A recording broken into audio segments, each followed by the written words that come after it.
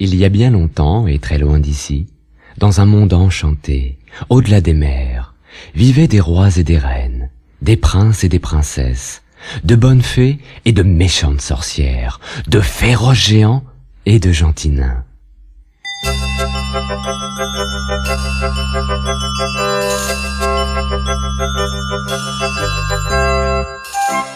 Ouvre ton album, écoute bien et rejoins toi aussi le monde magique d'Il était une fois.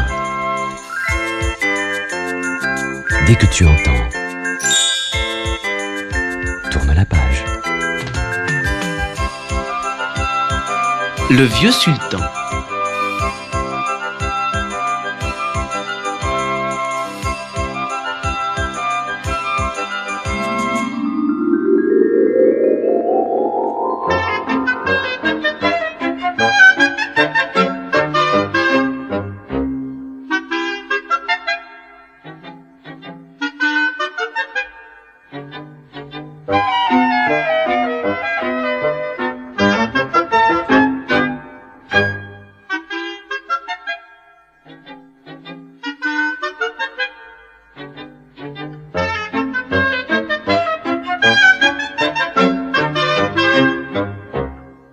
Il était une fois un vieux chien de berger qui s'appelait Sultan.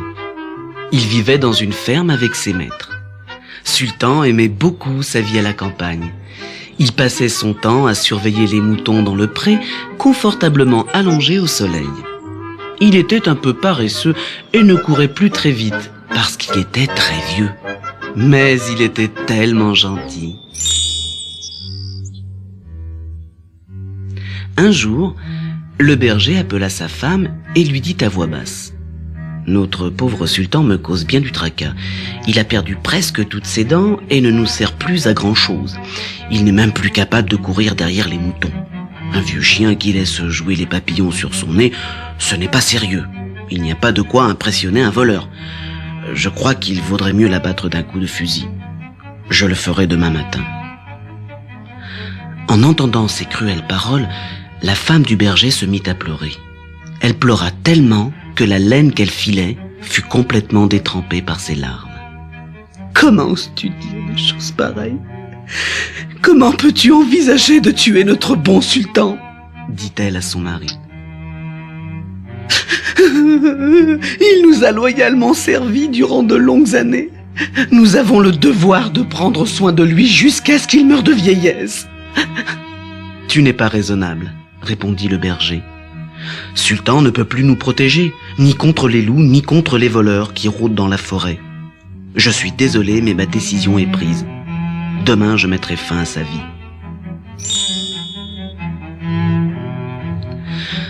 Couché près de son maître, le vieux sultan avait tout entendu et il pleura tout l'après-midi. « Mais dis donc, sultan, qu'est-ce qui t'arrive ? Je nage dans tes larmes !» lui dit le papillon qui avait l'habitude de venir se poser sur son nez. Le pauvre sultan raconta au papillon l'horrible mort que son maître lui réservait. « Oh non, mon pauvre sultan !» gémit le papillon. « C'est une bien triste nouvelle pour moi et mes frères papillons. Nous ne retrouverons jamais un ami aussi gentil que toi. » Jusqu'à la tombée de la nuit, Sultan fit les 100 pas sur le chemin de la ferme.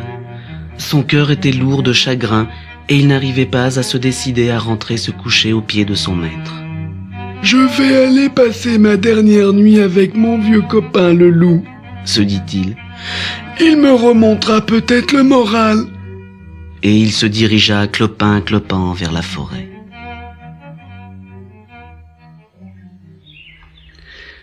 Le loup écouta son histoire, réfléchit longuement, puis s'écria: « J'ai une idée pour te sortir de là. Si tu suis bien mes conseils, tu pourras même devenir un héros. Voici mon plan. Chaque matin, ton maître et sa femme partent travailler dans les champs avec leur bébé. Ils le couchent à l'ombre pendant qu'ils fauchent les blés.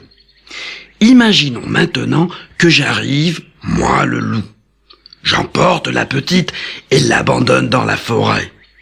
Il te suffira de venir la chercher pour la ramener à ses parents et tu seras un héros. ton maître et sa femme te seront tellement reconnaissants d'avoir sauvé la vie de leur petite fille qu'ils te garderont avec eux toute la vie. Je pense que c'est une excellente idée, répondit Sultan en agitant la queue de joie. mais promets-moi de ne faire aucun mal à la petite. Mon maître l'adore, et si jamais il arrivait quoi que ce soit, il ne me pardonnerait pas. C'est promis, jura le loup.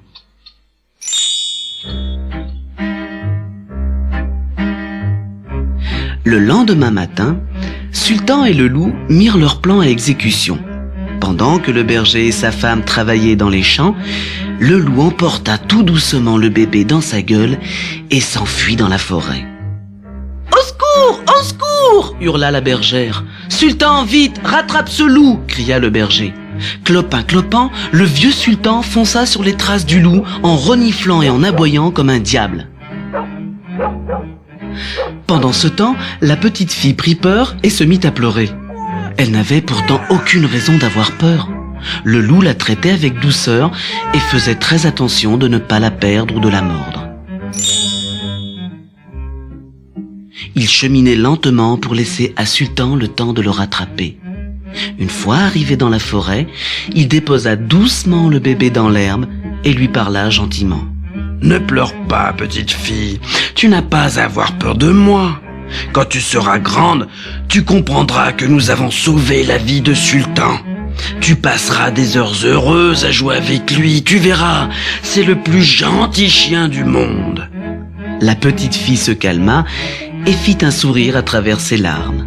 Sultan la prit alors très délicatement dans sa gueule et la ramena chez ses parents.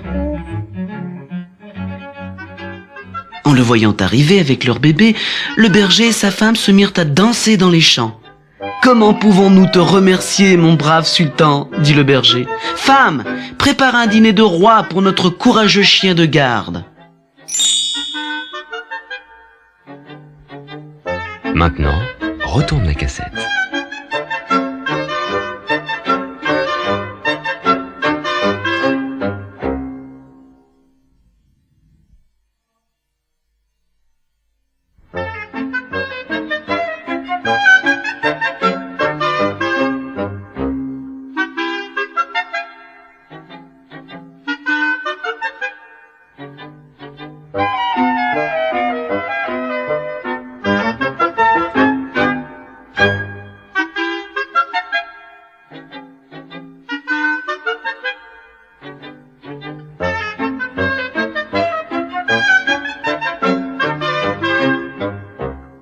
Aucun chien ne fut jamais aussi gâté que Sultan ce jour-là. La bergère lui servit un succulent bouillon aux os. Le berger courut en ville acheter un nouveau panier et un énorme oreiller pour que Sultan soit installé confortablement.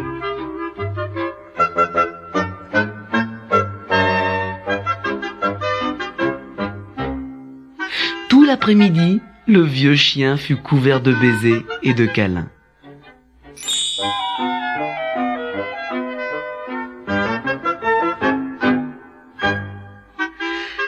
À la tombée de la nuit, il partit dans la forêt pour remercier son ami le loup de sa brillante idée.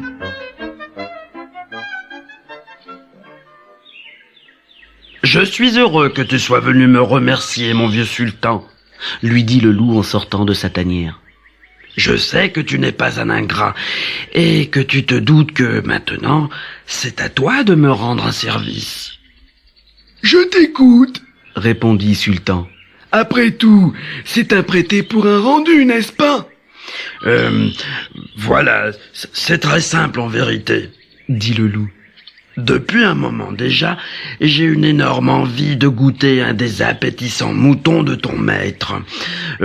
Tout ce que je te demande, c'est de fermer les yeux quand je viendrai voler un mouton au berger.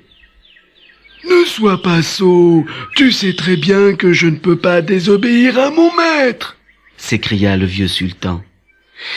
Mais le loup pensa que Sultan plaisantait. Et le soir même, il se dirigea, à pas de loup, vers la bergerie pour voler un mouton.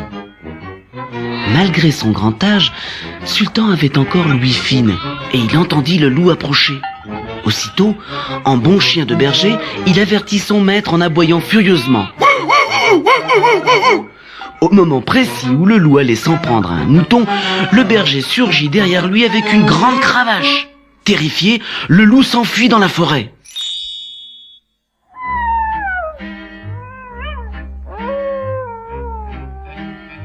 Il était vexé et grinçait des dents.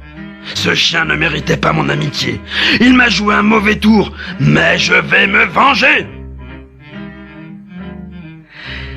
Alors le loup courut chez son vieux copain le sanglier pour lui demander d'aller dire à Sultan qu'il le défiait en combat dans la forêt. Sultan ne voulut pas passer pour un lâche et accepta. Il se rendit donc sur le lieu du duel, accompagné du chat de la ferme. Le pauvre chat était aussi vieux que Sultan, et de surcroît, il n'avait plus que 3 pattes et boitait péniblement. Dans la forêt, le loup et le sanglier attendaient Sultan de pied ferme. Mais la première chose qu'ils aperçurent au loin fut la longue queue du chat tendue toute droite en l'air. Elle était tellement raide qu'elle ressemblait à une terrifiante épée. Pire encore, à chaque fois que le chat boitait, les autres pensaient qu'il ramassait des pierres. Tu as vu ça? Dit le loup en tremblant. Sultan arrive avec une épée et des pierres pour nous attaquer. Effrayés, le loup et le sanglier sentirent leur courage s'envoler. Finalement, je crois que je n'ai plus tellement envie de me battre, grogna le sanglier en tournant en rond à la recherche d'une cachette. Il aperçut un gros tas de feuilles et d'un bond courut se cacher dessous. Le loup, qui avait peur d'affronter ses ennemis tout seul, grimpa dans un arbre en priant pour que le chien et le chat passent leur chemin sans le voir. Où sont-ils? Je suis pourtant sûr que nous sommes au bon endroit, dit Sultan en arrivant. Au même moment, on entendit un bruit dans les fourrés. Le sanglier n'était pas bien caché et une de ses oreilles dépassait sous les feuilles. Croyant qu'il s'agissait d'une souris, hop, le chat y donna un grand coup de dent. Cria le sanglier en sortant de sa cachette. Regardez dans l'arbre, vous y trouverez celui que vous cherchez, hurla-t-il en s'enfuyant. Lorsque Sultan et le chat virent le loup assis sur une branche, ils éclatèrent de rire. Monsieur le loup, ce n'est pas le courage qui t'étouffe. On dirait que tu as peur de nous. Descends de là et montre-toi si tu oses. Sinon, nous secourons l'arbre jusqu'à ce que tu en tombes. Non, de grâce, ne me faites pas tomber, je vais descendre tout de suite, répondit le loup.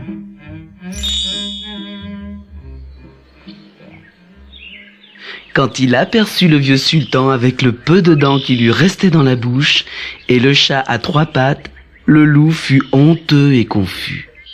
Je me suis mal conduit. Comment ai-je pu traiter si méchamment des amis si chers? Pleurnicha-t-il. Pourrez-vous jamais me pardonner?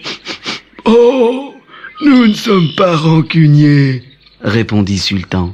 Bien sûr que nous te pardonnons, mais à une condition. Jure de ne plus me défier en duel et de ne plus jamais voler de moutons. Parole d'honneur, c'est juré, dit le loup.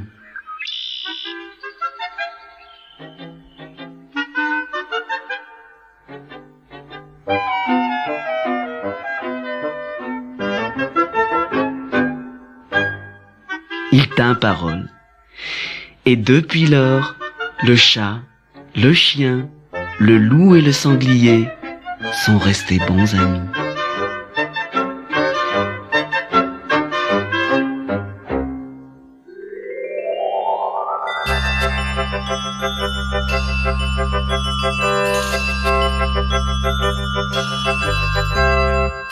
N'oublie pas ton prochain rendez-vous avec Il était une fois. Tu découvriras l'histoire extraordinaire des voyages de Gulliver.